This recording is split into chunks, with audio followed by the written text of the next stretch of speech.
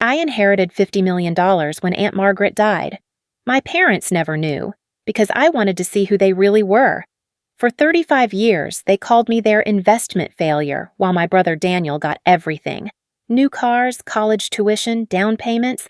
I got lectures about being a burden, but when they hit rock bottom and faced bankruptcy, I showed up at their hearing with papers they never expected to see. Turns out, I'd been their landlord for 3 years. They'd been paying rent. To me. Hi, I'm Patricia. If you've ever been treated like you're less than, stick around.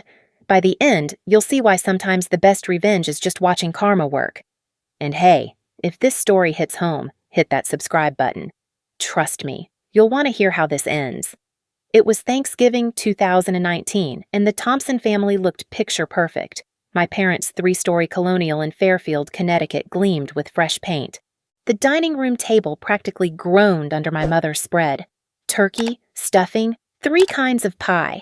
My father stood at the head of the table in his Brooks Brothers sweater, carving knife in hand, beaming at my brother Daniel and his new wife Brittany.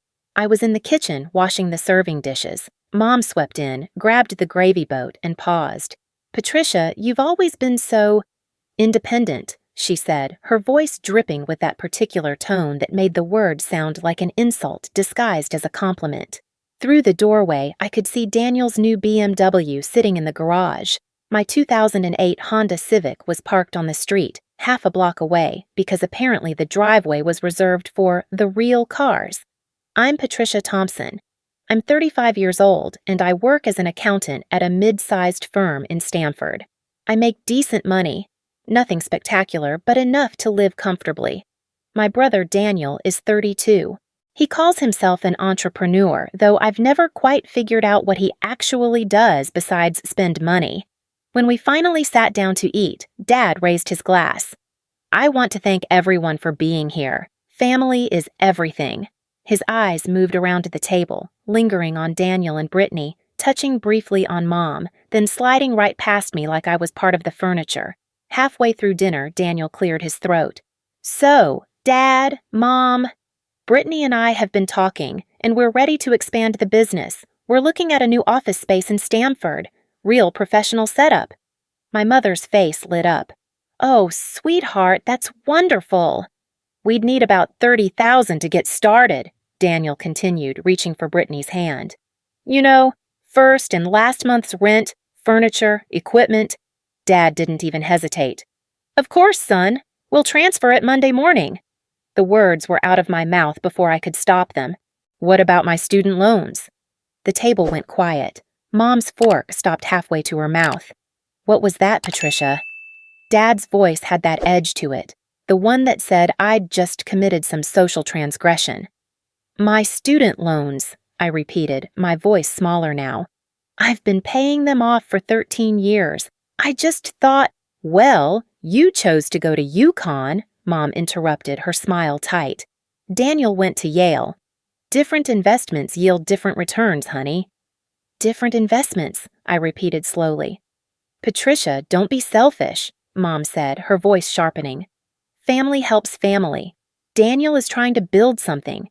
He's a go-getter." I looked at my brother. He wouldn't meet my eyes. Brittany, however, was smirking into her wine glass. "Why can't you be more like your brother?" Dad said, cutting into his turkey with aggressive precision. "He sees opportunities and he takes them. That's what success looks like." I set down my fork. My hands were shaking, so I put them in my lap. "I've been at my firm for 9 years. I just made senior accountant." "That's very nice, dear," Mom said in that dismissive tone I'd heard my entire life. "But it's not quite the same as what Daniel's doing, is it? He's really making moves." After dinner, I helped clear the table while everyone else moved to the living room. Through the doorway, I could hear Daniel talking about his vision and his brand and his network. My parents hung on every word. I stood at the sink, scrubbing the roasting pan, and let my mind drift back 3 years. Back to Aunt Margaret's funeral. Aunt Margaret had been my father's older sister, but they'd barely spoken for the last decade of her life. She was the family black sheep, never married, no kids, worked as a civil engineer, and invested well. My parents called her cold and difficult. I called her once a week. After the service, her lawyer had pulled me aside. Ms. Thompson, your aunt left specific instructions. I need you to come to my office tomorrow, alone. The next day, sitting in that leather chair in downtown Hartford, the lawyer had slid an envelope across the desk. Your aunt's estate is valued at approximately $53 million, he'd said. You are the sole beneficiary. I'd actually laughed. It was either that or pass out. I'm sorry, what? $53 million. Property, investments, cash assets. It's all yours, Ms. Thompson. My hands had trembled as I opened the envelope. Inside was a letter in Aunt Margaret's neat handwriting. Patricia, my dear girl, if you're reading this, I'm gone, and I hope I got to say goodbye properly. I'm leaving everything to you because you're the only one who ever loved me for who I was, not what I could give you. Your parents came to me 5 years ago asking for money, a lot of money. When I refused and told them they were destroying you with their favoritism, they cut me out of their lives. They told everyone I was toxic, unstable, mentally ill. They couldn't stand that I saw through them. I have one request. Don't tell them about this inheritance. Not yet. Find out who they really are. Find out if they're capable of loving you without an ulterior motive. And Patricia, don't let them make you small anymore. You deserve to take up space in the world. Love always, Aunt Margaret. Standing at my parents' sink 3 years later, I dried my hands on the dish towel and touched the necklace I always wore, a small silver compass Aunt Margaret had given me when I graduated college. So you always know which way you're going, she'd said. I knew which way I was going now. I'd known for 3 years, ever since I'd used $2 million of that inheritance to buy my parents' house out from under their mortgage through an LLC. They'd been thrilled when the investment company had offered to refinance their home, paying off their crushing mortgage in exchange for what they thought was a sweet rental deal. They'd been paying rent to me for 3 years and didn't know it. I walked back into the living room. Daniel was showing Dad something on his phone. Mom was cooing over Brittany's new Cartier bracelet, a push present from Daniel, though they didn't have kids. I should get going, I said. Already? Mom didn't look up from Brittany's wrist. Well, drive safe, dear. No one walked me to the door. I let myself out, climbed into my Civic, and sat there for a moment in the cold November air. Through the window, I could see my family, warm and golden in the lamplight, laughing at something Daniel had said. I drove home to my modest apartment in Norwalk, modest by choice, not necessity, and poured myself a glass of wine. My phone buzzed, a text from Daniel. Thanks for not making a scene at dinner. Mom and Dad don't need the stress right now. They're doing so much for us. Us, I thought. Not me. Never me. I'd spent 35 years trying to earn love that was apparently never on the table in the first place. The next few months followed a depressingly familiar pattern. In January, my father called. Patricia, we need to talk about something important. Can you come by this weekend? I drove out on Saturday. They sat me down in the living room, the same room where we'd had 1,000 family meetings, none of which had ever been about celebrating anything I'd done. Sweetheart, Mom started, her voice syrupy sweet, always a bad sign. You know how much we love you. We need to borrow some money. Dad cut in, never one for subtlety. Nothing major, just $15,000. The roof needs emergency repairs. If we don't fix it now, we're looking at water damage, mold, the whole nightmare. I looked at the ceiling. It looked fine to me, but I wasn't a contractor. $15,000? We'll pay you back, Mom said quickly. 3 months? Tops. We're just a little tight right now. I thought about saying no. I thought about asking why they didn't ask Daniel, who apparently was running such a successful business. Instead, I heard myself say, okay. Oh, thank you, sweetheart. Mom actually hugged me. It felt like being hugged by a store mannequin. I wrote the check that afternoon. $15,000 from my regular bank account, the one that held my actual salary, not the investment accounts holding Aunt Margaret's fortune. 2 weeks later, I was scrolling through Facebook during lunch when I saw it. Photos from my parents' Caribbean cruise. 7 days in Aruba, Mom in a sundress, Dad with a piña colada, both of them grinning at the camera. Much needed vacation. Blessed life. My hand tightened around my phone. The post had 63 likes. I called my father that evening. "Dad, I thought the roof—" "The roof can wait until spring," he said breezily. "Contractor said it wasn't as urgent as he initially thought." "Why? Is something wrong?" I saw the vacation photos. A pause. Then, "Patricia, we work hard. We earned a vacation. What's your point?" "My point is I just lent you $15,000 for an emergency." "And we're grateful," he said, his voice cooling. "But Patricia, we're adults. We don't need you policing how we spend our money. That's very controlling behavior." He hung up before I could respond. I sat on my couch, staring at my phone, feeling like I'd just been gaslit into apologizing for what exactly? For noticing that the emergency had funded a luxury vacation? March brought Daniel's wedding. The ceremony was at the Fairfield Country Club, the same place my parents had told me was too expensive when I got married 5 years earlier. My wedding had been at a local inn, pretty but nowhere near the country club level. Daniel and Brittany's wedding cost $80,000. I knew because Mom had posted about it in the family group chat. So grateful we could give our son the wedding of his dreams.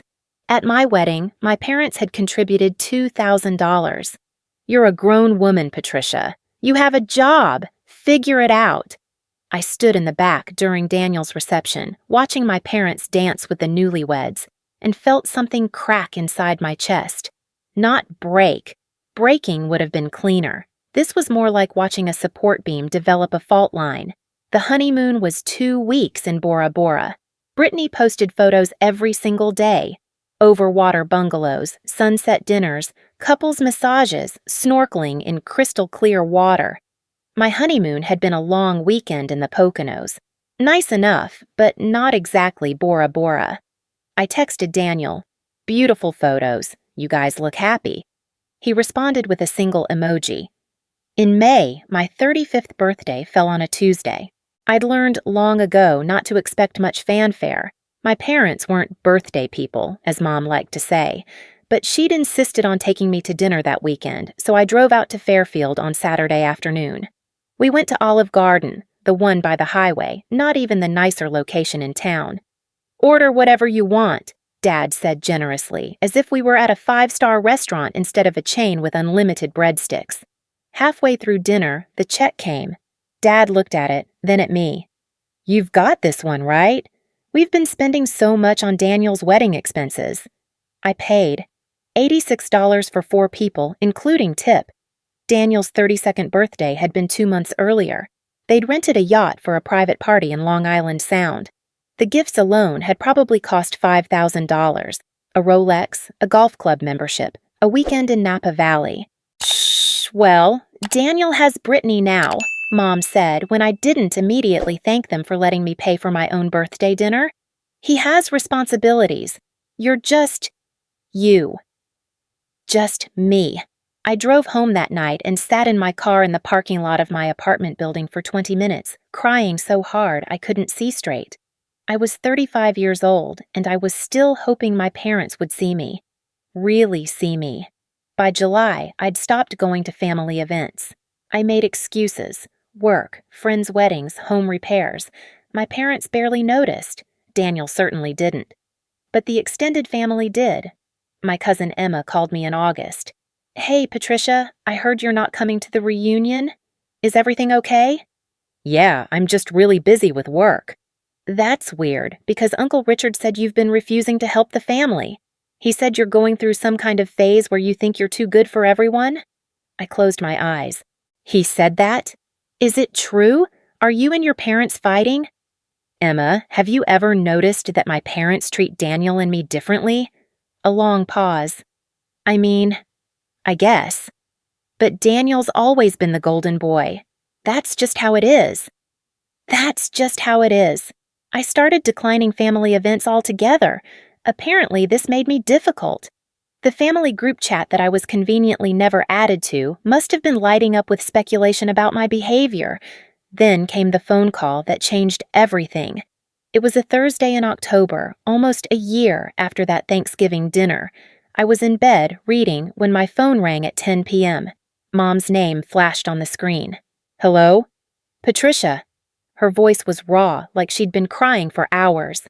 Patricia, we're losing the house. I sat up. What? We need help. We need you. Mom, slow down. What's happening? My father's voice came on the line. They'd put me on speaker. Daniel's business failed, completely under.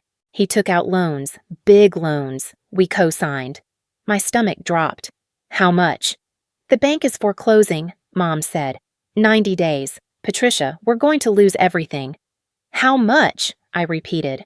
$250,000, Dad said, his voice flat. I couldn't breathe. That's your family? Dad cut in. You have to help us. That's what family does. I should have felt triumphant. I should have felt vindicated. Instead, I just felt tired. I need to think, I said. Think? Mom's voice pitched upward. Patricia, we don't have time for you to think. We need action. We need you to step up for once in your life. For once in my life, I'd paid off their credit cards 3 times. I'd lent them money that was never repaid. I'd organized family gatherings they never thanked me for. I'd shown up for every holiday, every birthday, every event, even when I wasn't wanted. And I'd done it all for once in my life. I'll call you tomorrow, I said and hung up. I sat in my dark bedroom, staring at the wall. Then I got up, went to my desk, and pulled out a folder I'd been maintaining for 3 years. Every loan I'd given them, every dismissal, every comparison, every casual cruelty.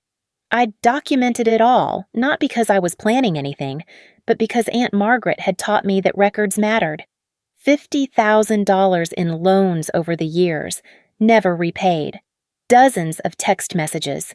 You're being selfish. Why can't you be more like Daniel? Family helps family, unless you're not really committed to this family. I opened my laptop and pulled up the file I'd been afraid to look at too closely. The LLC that owned my parents' house. Greenwood Holdings, named after the street where Aunt Margaret had lived. The house they thought they were renting from some faceless investment company was mine. I'd bought it 3 years ago, paid off their mortgage in full, and created a rental agreement that let them stay there at a rate far below market value. They'd been paying their daughter rent for 3 years and didn't know it. I picked up my phone and called the one person who'd been telling me the truth for years. Amanda answered on the second ring. Babe, it's 10:30. What's wrong? Amanda had been my best friend since college.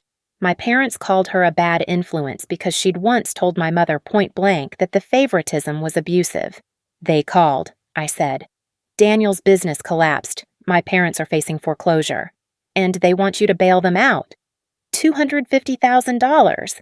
Amanda whistled. Jesus, what did you say? I said I'd think about it.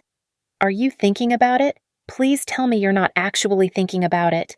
I stared at the file on my laptop screen. Amanda, you know what this is, right? Like, we've talked about it, but seeing it written out like this. Every loan, every insult, every time they chose Daniel over me. It's textbook golden child scapegoat dynamic. Babe, I've been telling you this for 10 years. I kept hoping they'd change. I kept thinking if I was just good enough, successful enough, helpful enough. Patricia, stop. You could cure cancer and they'd ask why you didn't do it faster. You can't earn love from people who are emotionally incapable of giving it. I closed the laptop. Aunt Margaret knew. That's why she left me the money. That's why she told me not to tell them. What are you going to do? I thought about that letter, the one I'd read and reread so many times the paper was soft at the creases. Find out who they really are. I'd found out. And now it was time for them to find out who I was. I'm going to let them face the consequences, I said. I'm going to let them learn what it feels like when the person they've been using finally stops being available. You're not giving them the money? I'm not giving them my money, I corrected. But I am going to show up for the bankruptcy hearing. Why? Because, I said, feeling something hard and bright crystallizing in my chest. I own the house they think they're losing, and I think it's time they found out exactly who's been keeping a roof over their heads. Amanda was quiet for a long moment. Then, oh my God, Patricia, that's brilliant. That's absolutely brutal and brilliant. Aunt Margaret left me one condition on the inheritance, I said. Don't enable them. Let them face the consequences. She was right. They're not going to lose their house. I'd never do that to them. But they are going to learn that the daughter they've been treating like garbage is the only thing standing between them and disaster. I spent the next 2 weeks documenting everything. Every email where they asked Daniel about his needs and me about my ability to contribute. Every family gathering where my achievements were glossed over and Daniel's potential was celebrated. Every time they'd called me selfish for wanting acknowledgement. I also called Aunt Margaret's lawyer, now my lawyer, and had him prepare a folder. Property deeds, rental agreements, payment records, everything. Organized and professional and damning. The bankruptcy hearing was scheduled for a Friday morning at the federal courthouse in New Haven. I took the day off work. I wore my best suit, navy blue, professional, the one I wore for major client presentations. I wanted to look like exactly what I was, a woman who had her life together. I arrived early and sat in the back of the courtroom, watching as other cases were called. My parents and Daniel came in 15 minutes before their scheduled time. They looked terrible. Dad had lost weight. Mom's hair was grayer than I remembered. Daniel, somehow, still looked smug. Designer jeans, expensive sneakers, like he was heading to brunch after this. They didn't see me. They were too focused on their lawyer, a tired-looking woman in her 50s who kept checking her watch. Finally, the judge called their case. Thompson Family Bankruptcy Petition, case number 2020 BK 44472. My father and mother stood. Daniel stayed seated, apparently not officially part of the bankruptcy filing, just the cause of it. The judge reviewed the documents. Mr. and Mrs. Thompson, you're facing foreclosure on your primary residence at 127 Oak Street, Fairfield. Is that correct? Yes, Your Honor, my father said. His voice was smaller than I'd ever heard it. And you're requesting an extension on the foreclosure timeline to seek alternative financing? Yes, Your Honor. We're hoping for 90 additional days. The judge looked over her glasses. The property owner would need to agree to that extension. Is the mortgage holder present? Their lawyer stood. That would be First National Bank, Your Honor. We've filed a request with them, but we haven't received a response. A voice spoke from the back of the courtroom. My voice. Actually, Your Honor, that would be me. Every head turned. I stood and walked down the center aisle, my heels clicking on the tile floor. My mother's face went white. Patricia, what are you doing here? I didn't answer her. I addressed the judge. I'm Patricia Thompson, Your Honor. I own the property at 127 Oak Street through Greenwood Holdings, LLC. The judge's eyebrows rose. You're the daughter? Yes, Your Honor. My father's lawyer looked confused. Your Honor, that's impossible. First National Bank holds the mortgage. Held the mortgage, I corrected. Past tense. I purchased the property and satisfied the mortgage 3 years ago. The Thompson family has been renting from my LLC since then. I have the documentation here. My lawyer, I'd asked him to wait outside until I signaled, entered the courtroom now and approached the bench. He handed a folder to the judge. The judge reviewed the documents in silence. The courtroom was so quiet I could hear my mother's breathing, rapid and shallow. Finally, the judge looked up. These appear to be in order. Ms. Thompson did indeed purchase the property in October 2017. The mortgage was paid in full at that time. The current occupants have been paying rent via direct deposit to Greenwood Holdings. She looked at my parents. Did you know your daughter owned your home? No, my father whispered. That's impossible, Daniel said, standing up. Patty doesn't have that kind of money. She's an accountant at some nobody firm. The judge's expression hardened. Sit down, sir. You're not a party to this proceeding. Daniel sat, but he was staring at me like I'd grown a second head. The judge turned to me. Ms. Thompson, are you willing to negotiate with your parents regarding their continued residence? This was it. The moment I'd been planning for 3 years. The moment Aunt Margaret had prepared me for. I looked at my parents, really looked at them. My father's hands were shaking. My mother had tears running down her face.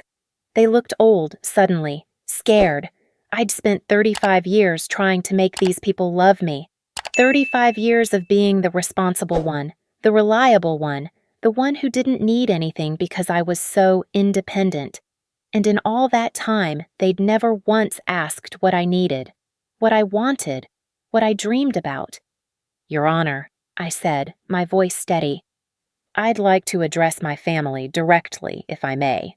The judge nodded. Proceed. I turned to face my parents fully. Daniel was between them, looking like he wanted to bolt. For 35 years, I started. You made me feel worthless. You gave Daniel everything: money, support, love, opportunities. You celebrated his potential while dismissing my achievements. When I made senior accountant, you changed the subject. When Daniel announced he was thinking about maybe starting a business someday, you threw him a party. Patricia, my mother started. I'm not finished. My voice was harder than I'd ever heard it. I lent you $50,000 over the years. $50,000. Not once did you pay me back. Not once did you say thank you. Instead, you told extended family I was selfish, that I refused to help. You made me the villain in a story where I was the only one actually showing up. My father's face was red.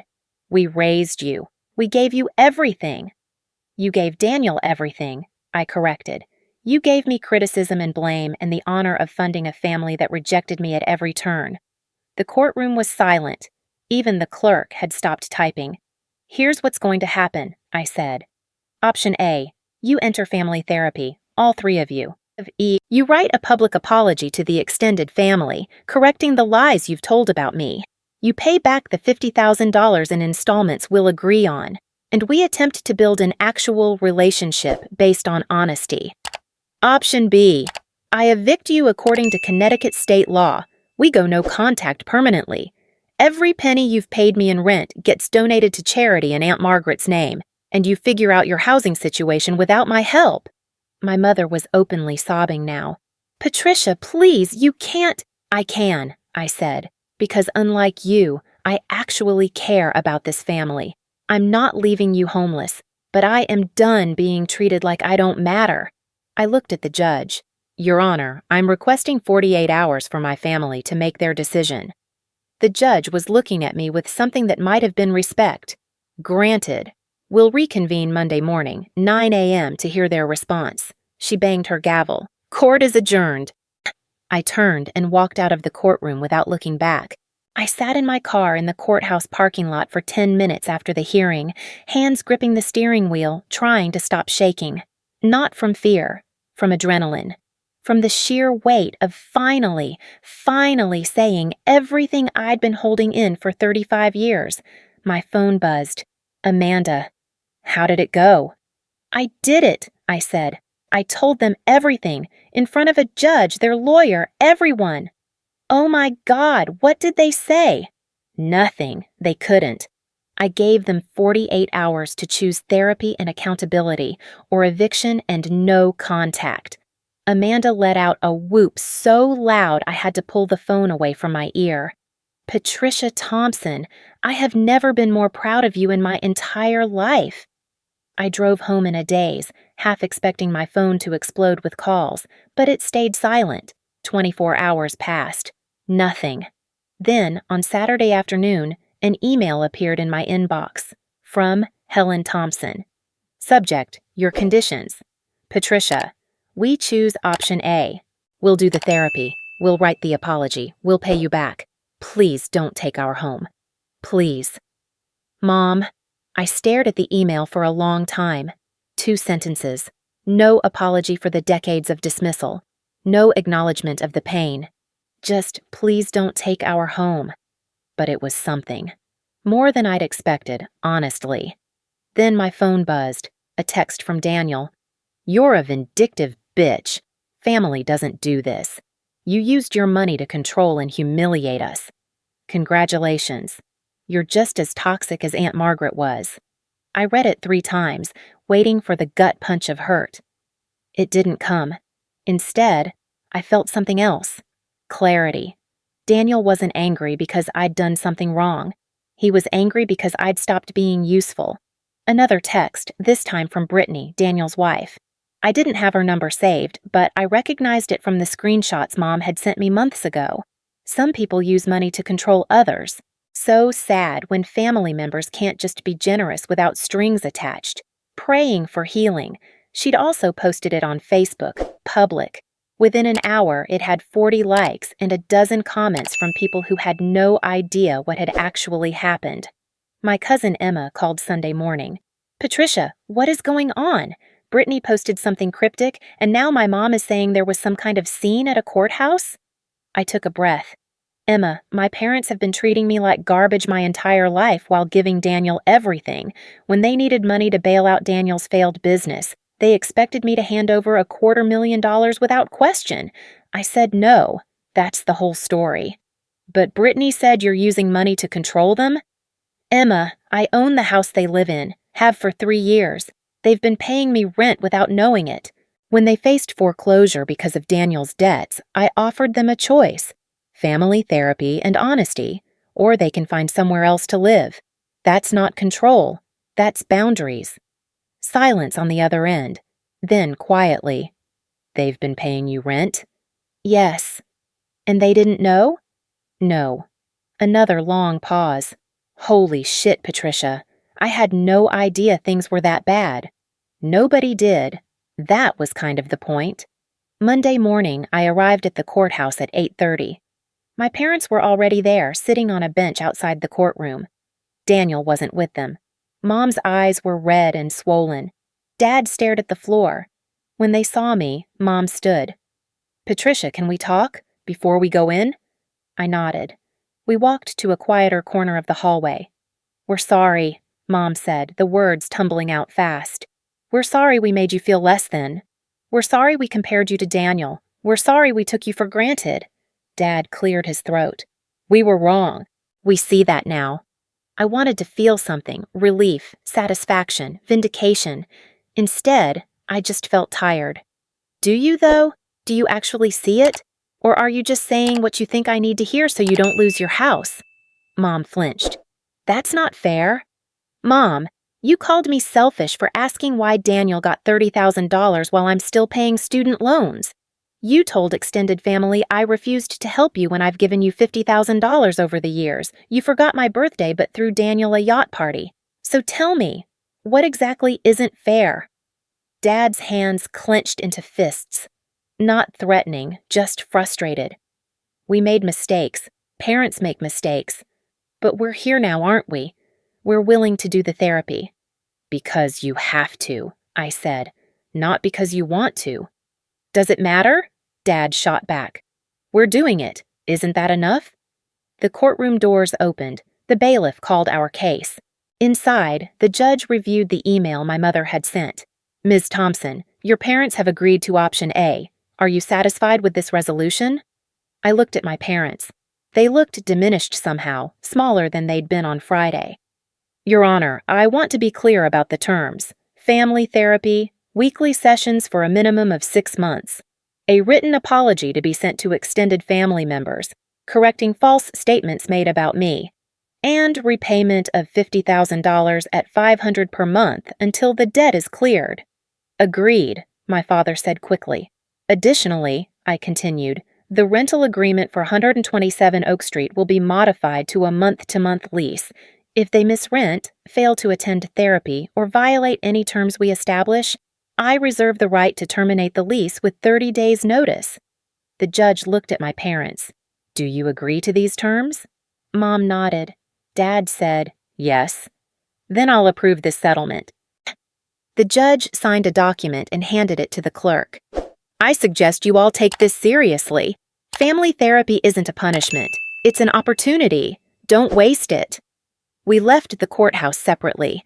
I watched my parents walk to their car, Dad's hand on Mom's back, both of them moving like they'd aged 10 years over the weekend. Part of me wanted to run after them, to say it was okay, to make it easier. But that part of me was exactly what had gotten me here in the first place. The first therapy session was scheduled for Thursday evening at a family counselor's office in Westport. I arrived 10 minutes early.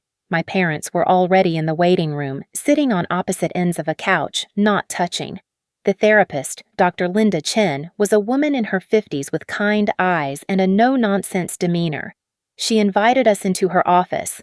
A warm space with soft lighting and comfortable chairs arranged in a circle. "Let's start with introductions," Dr. Chen said. "Tell me why you're here." Nobody spoke for a moment. Then Dad said, "Our daughter thinks we treated her unfairly. We're here to fix that." Dr. Chen made a note. "Patricia, is that why you're here?" "I'm here because my parents have spent 35 years making me feel invisible," I said. "And I want to know if that can change or if I should just accept that it can't and move on." Mom made a small sound, not quite a sob, but close. "Richard, Helen," Dr. Chen said. "What was Patricia's role in your family?" Dad shifted uncomfortably. "What do you mean, her role?" "Every family has dynamics, roles people fall into. What was Patricia's role?" Mom and Dad exchanged glances. Finally, Mom said, "The responsible one, the one we didn't have to worry about." "And what did that cost her?" Dr. Chen asked. The question hung in the air. "Everything," I said, my voice cracking. "It cost me everything. You didn't have to worry about me because I learned that needing things meant being a burden. So I stopped needing. I stopped asking. I became invisible." Mom's face crumpled. "That's not true. You were never invisible." "Mom, you forgot my birthday this year. You've forgotten it for the past 3 years. But you threw Daniel a yacht party for his 32nd. "That's different," Dad said automatically. Then he stopped, realizing how that sounded. "I mean, Daniel has always been more what?" I demanded. Dr. Chen held up a hand. "Let's pause here. Richard, finish that thought. Daniel has always been more what?" Dad looked at the floor. "More in need of support. Patricia always had it together. She didn't need us." "Everyone needs their parents," Dr. Chen said gently. "The question is whether you were available when Patricia needed you. Were you?" Silence. "No," Mom whispered. "No, we weren't."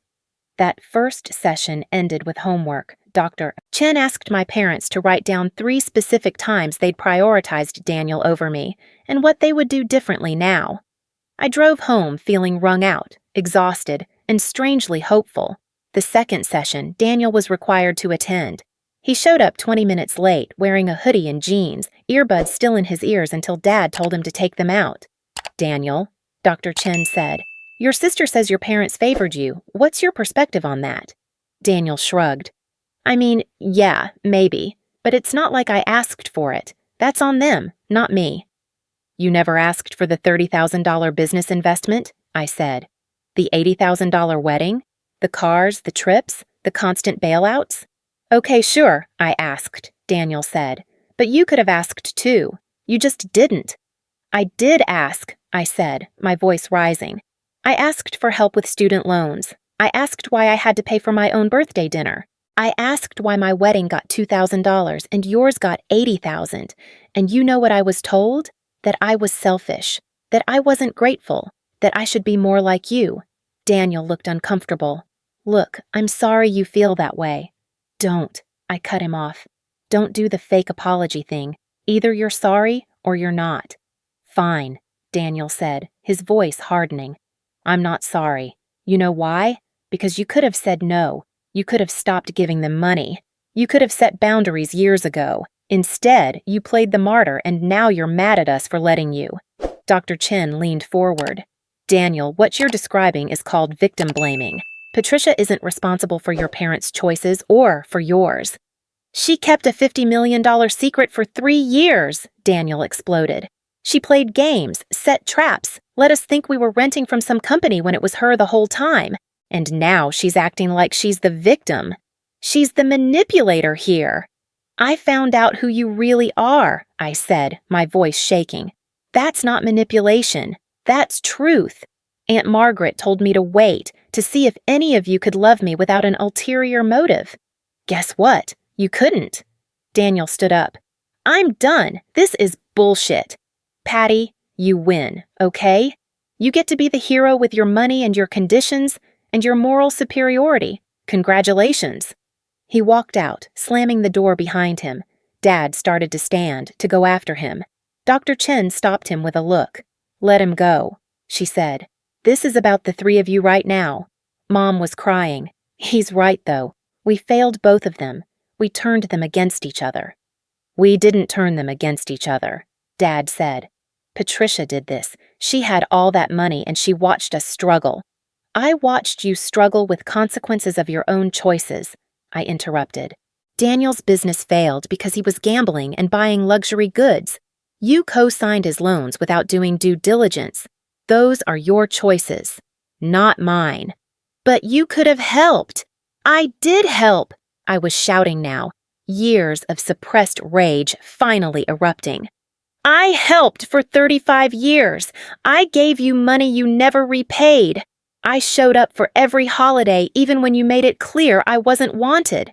I tried so hard to be good enough, helpful enough, invisible enough to earn a fraction of what you gave Daniel without him even asking.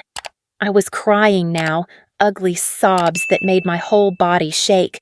And you want to know the worst part? I would have given you the money, even after everything, if you just once treated me like I mattered. I would have written that check. But you couldn't even do that. Even when you needed me, you made it feel like I was the problem. Dr. Chen handed me a box of tissues. The room was silent except for my crying and Mom's quiet weeping. Patricia, Dr. Chen said gently, what do you need from your parents? I need them to see me, I said. Not as the responsible one or the backup plan or the safety net. As their daughter, as a person who has value outside of what I can do for them. Dr. Chen turned to my parents. Can you do that? Dad's face was wet with tears I'd never seen before. I don't know. I want to, but I don't know if I know how. Then learn, I said. That's what therapy is for. Over the next 3 months, we met every Thursday. Daniel came to 2 more sessions before dropping out entirely. He and Brittany separated in December. Apparently, she'd been cheating on him with his former business partner. The irony wasn't lost on anyone. In session 7, Dad talked about his own father, a man who'd only shown approval through criticism, who'd pitted his own children against each other. I swore I wouldn't do that, Dad said, but I guess I did anyway. In session 9, Mom admitted that she'd resented me for being self-sufficient. It made me feel unnecessary. With Daniel, I felt needed. With you, I felt redundant. So you punished me for not needing you by making sure I knew I didn't matter, I said. Yes, Mom said, and I'm so sorry. The extended family apology went out in November, a carefully worded email that acknowledged they'd misrepresented situations and asked for forgiveness. My aunt called me crying, apologizing for believing the worst. Emma showed up at my apartment with wine and hugs. I should have known, Emma said. I should have seen it. It's okay, I told her. They're very good at looking perfect from the outside. The rent payments started arriving on the 1st of each month, $500 toward the $50,000 they owed me, plus their regular rent. Every payment felt like acknowledgement, like proof that I wasn't crazy, that it had been real. In January, 6 months after the courthouse confrontation, something shifted. We were in Dr. Chen's office and she asked my parents what they'd learned. I learned that love isn't just providing for someone's physical needs, Dad said. It's seeing them, acknowledging them, making space for them to be who they are, not who you need them to be. Mom nodded. I learned that I was so afraid of being a bad mother that I convinced myself if Patricia didn't complain, everything was fine. I didn't ask what she needed because I was terrified she'd tell me I'd already failed. And now? Dr. Chen asked. Now I know I did fail, Mom said, looking at me. But maybe it's not too late to do better. I felt something crack open in my chest, not breaking, but opening, like a window letting in light. It's not too late, I said. That spring, 6 months into therapy, my parents invited me to dinner. Just me. At a restaurant I'd mentioned liking, a small bistro in Norwalk I'd never thought they paid attention to. Over pasta and wine, Dad asked about my work. Really asked, asking follow-up questions, remembering details I'd mentioned in previous conversations. Mom asked about my friends, my hobbies, my life. Nobody mentioned Daniel. Nobody compared. Nobody dismissed. When the check came, Dad reached for it. "We've got this," he said. Then, meeting my eyes, And Patricia? Thank you for not giving up on us. I almost did, I admitted. We would have deserved it, Mom said. By summer, a year after the courthouse showdown, my parents had paid back $15,000. They'd completed 8 months of therapy. We'd started having regular dinners, not every week, but once or twice a month. Daniel had moved to Denver. We didn't talk. He'd sent one text in March. "I'm not ready to deal with you yet." I'd responded, "That's okay, I'm here when you are." One Saturday in July, I took my parents to Aunt Margaret's grave. We stood in the sunlight, looking at her headstone. "I should have fought for her," Dad said. "When you both cut her off, I should have questioned it." "She knew," I said. "That's why she left everything to me. She wanted to protect me from you." Mom flinched. "That's harsh." "It's true. But here's the thing. Aunt Margaret also left me instructions. She told me to find out who you really are, to see if you could change." "And?" Dad asked. "Can we?" I thought about the past year. The tears, the revelations, the slow, painful work of rebuilding trust.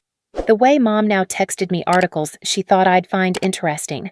The way Dad had shown up at my apartment when I had the flu, bringing soup and medicine without being asked. "Yeah," I said. "I think you can." I started using Aunt Margaret's money more openly. I'd kept my spending modest for 3 years, terrified of being discovered. But now I set up the foundation, the Aunt Margaret Foundation for Overlooked Children. $2 million dedicated to scholarships for kids who felt invisible in their families. I also started a blog, nothing with my real name. Just stories about surviving family dynamics, setting boundaries, learning that walking away isn't cruelty, it's survival. The response was overwhelming. Hundreds of people sharing their own stories, finding community in shared pain. Amanda helped me launch a support group for adult children of narcissistic families. We met monthly in a rented space in Stamford. 20 people showed up to the first meeting. By the third, we had 40. In October, a year and a half after the courthouse, my parents attended a fundraiser for the foundation. They wrote a check, $10,000, which I knew was significant for them. Aunt Margaret would have loved this, Mom said, looking around at the decorated hall, the scholarship recipients giving speeches. "She did love it," I corrected. "That's why she made it possible." Dad squeezed my shoulder. "She'd be proud of you." "I know," I said, and I did. That November at Thanksgiving, I hosted dinner at my apartment. Not the big house in Fairfield, my modest 2-bedroom in Norwalk. I invited my parents, Amanda, Emma, and her husband, and a few friends from the support group who had nowhere else to go. We crammed around my table, passing dishes and laughing, and my father said, "Grace." We're thankful for second chances, for daughters who are stronger than their parents, for the opportunity to do better. After dinner, Mom helped me wash dishes. "I want you to know," she said quietly. "I understand now why you kept the inheritance secret. You needed to protect yourself. And I'm sorry you had to." "I'm not," I said. "It taught me that I don't need your approval to have value. That was the gift." She nodded, tears streaming down her face. "I wish I'd given you that gift without you having to fight for it." "Me too. But we're here now." In December, Daniel called, first time in over a year. "Hey," he said. "I'm in therapy, in Denver. My therapist suggested I call you." "Hi, Daniel." "I've been working through some stuff, about family, about how we grew up, about everything." "Okay." "I was the golden child," he said. "And that fucked me up just as much as being the scapegoat fucked you up. Just differently." I sat down on my couch, surprised. "I'm listening. They gave me everything, so I never learned to work for anything. I never learned to fail. And when I did fail, and I failed a lot, they bailed me out so I never learned consequences. I'm 34 years old and I'm just now figuring out how to be an adult." "Daniel, I appreciate you calling. I do. But I need you to know I can't fix this for you." "I know. I don't want you to. I just wanted to say I'm sorry. For all of it. For taking everything and acting like I deserved it. For letting them treat you like shit. For calling you a vindictive bitch when you were just trying to survive." My throat tightened. "Thank you." "I'm not asking to be best friends or anything," Daniel said.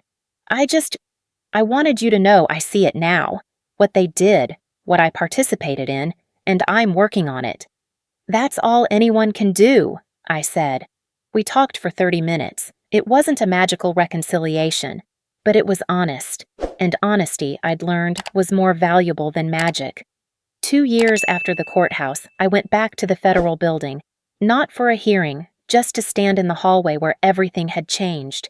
I thought about the woman I'd been that day, shaking with adrenaline and fear, clutching documents that proved I wasn't crazy, that it had all been real, standing up to my parents for the first time in my life. I thought about Aunt Margaret's letter, find out who they really are. I'd found out.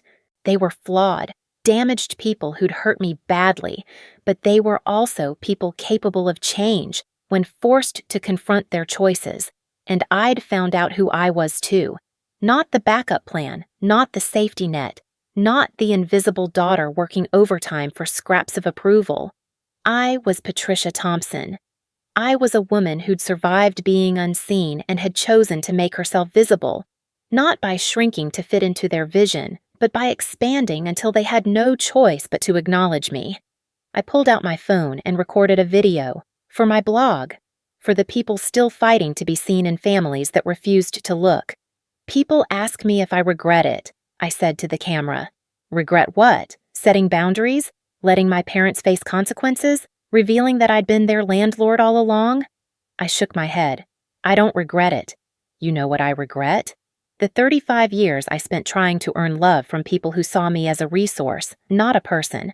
I regret every time I accepted their dismissal as truth. I regret not learning sooner that you can't change people who don't want to change. But here's what I don't regret: giving them a choice. I could have just walked away, cut them off completely. But I offered them option A: therapy, honesty, accountability, a chance to build something real. And you know what? They took it. They're trying. 2 years later, we're not perfect. We probably never will be. But we're honest, and that's something. I smiled at the camera. If you're the invisible child in your family, the one who gives everything and gets nothing back, the one they only call when they need something, you're not selfish for wanting more. You're not cruel for setting boundaries. You're not wrong for walking away. The best revenge isn't making them suffer. It's building a life so full their opinion of you becomes irrelevant. It's learning that love isn't something you earn by being useful. It's something you deserve just for existing. I'm Patricia Thompson. I inherited $50 million and kept it secret to see who my parents really were. They failed the test. But then they chose to do better, and I chose to let them try. Not because I needed them to change for me to be okay, but because I was already okay. And from that place of okayness, I could offer grace.